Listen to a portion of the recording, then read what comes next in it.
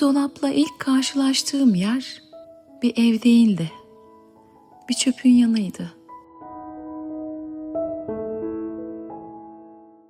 Herkes için bitmişti. Ama ben baktığımda bitmiş bir eşya görmedim. Sadece yerini kaybetmiş bir parça gördüm. Ve şimdi Onur'un odasında kendine ait bir yerde.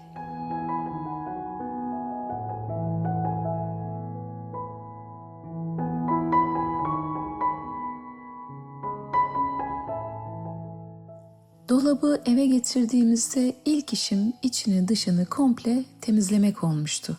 Çünkü neyi dönüştürmek istiyorsan önce onun gerçekten ne halde olduğunu görmek gerekiyor.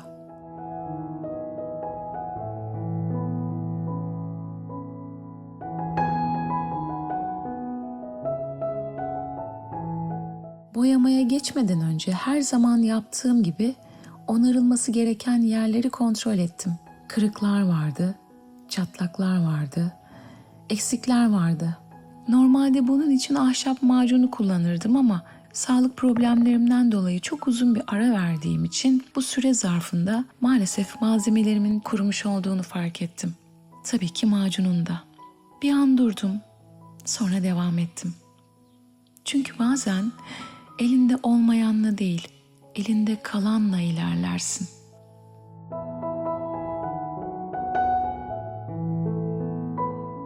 Ben de bazı yerlerde yine aynı şekilde kurumaya yüz tutmuş beton efekti, bazı yerlerde rölyef pasta kullandım. Kırık parçaları ise ahşap tutkalı ve hızlı yapıştırıcı ile sabitledim.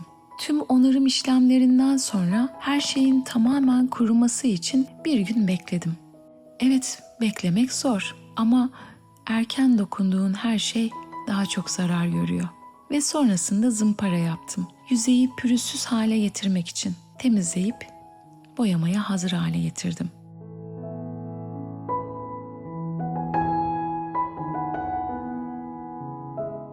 Kullandığım boya su bazlı, kokusuz ve kendinden vernikli. Öncesinde sulandırma gerektirmiyor.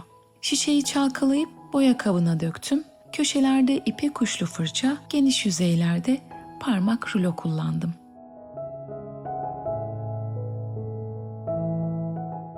Dolabın iç yüzeyini, çekmece içlerini ve yanlarını antresit renkle boyadım.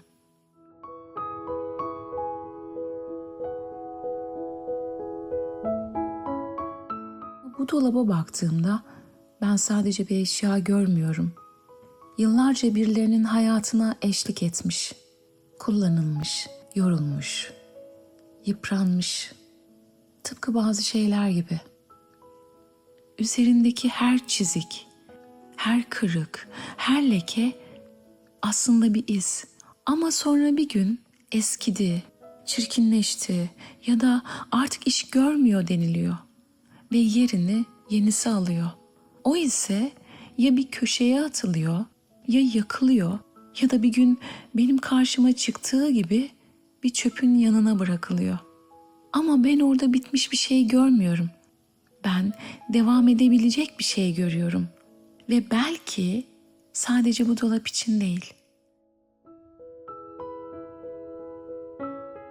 Bu arada şöyle düşünenler olabilir. Açelya biraz değişmiş diye ya da ilk defa videoma denk geldiysen ve beni izliyorsan bu kadın neden bir mobilya boyama videosunda bunları anlatıyor diye düşünüyor olabilirsin.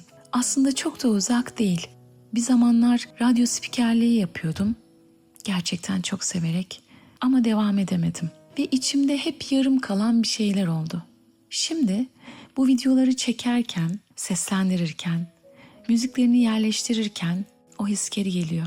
Ve ben çok uzun zamandır ilk defa yaptığım şeyden bu kadar keyif alıyorum. Belki de bu yüzden şimdi her şeye eskisinden biraz daha başka bakıyorum. Ve sanırım her yaptığım dönüşümde kendime biraz daha yaklaşıyorum.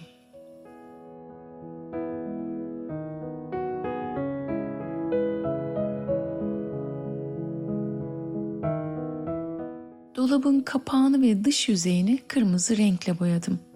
Bu boya vernikli değil, Yani korumasını, daha doğrusu verniğini sonradan kendin yapıyorsun. Antrasit boyadığım iç kısımlara boya vernikli olduğu için ekstradan vernik yapmadım. Ama kırmızı boyadığım yerlere 3 gün sonra bir kat mat vernik uyguladım.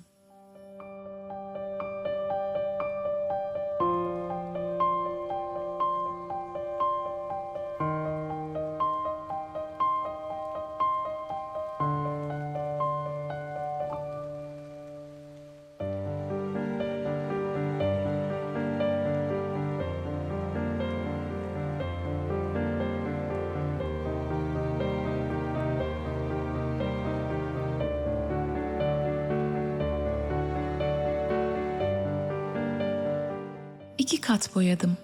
Kat aralarında bekledim. Bu sefer acele etmedim. Çünkü artık biliyorum. Olması gerektiği şekilde ilerleyen şeyler daha kalıcı oluyor.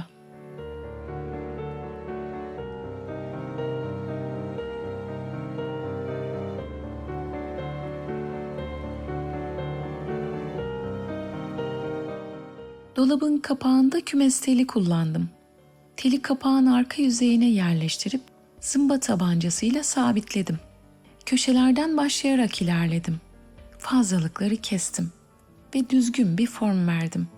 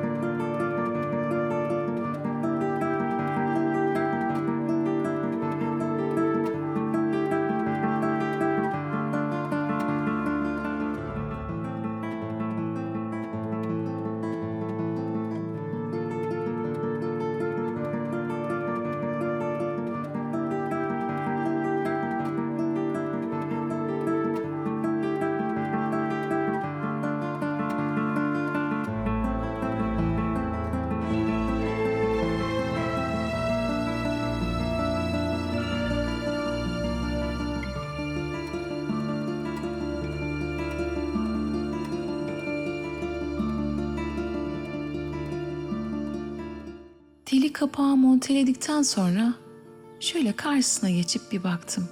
Bir sorun vardı. Maalesef telin kendi rengi dolapla uyumlu durmadı. Sanki birbirlerine ait değil gibiydiler. Önce yaptığım teli sökmeliyim diye düşündüm ama bazen mesele değiştirmek değil, uyumlu hale getirmektir. Ben onu da boyadım antrasit renkle ve bir anda her şey yerine oturdu.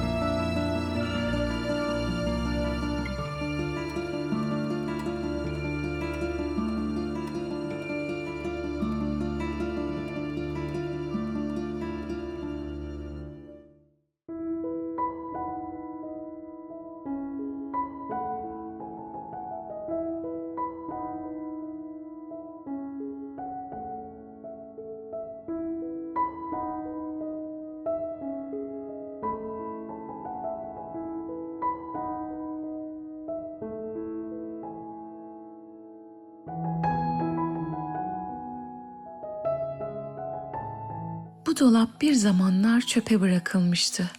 Şimdi ise Onur'un odasında. Kusursuz olmadı ve belki bazı izleri hala duruyor ama zaten izler tamamen gitmez ki. Sadece başka bir şeye dönüşür. Ve bu dolap artık yerini buldu. Ama bu odanın dönüşümü henüz bitmedi.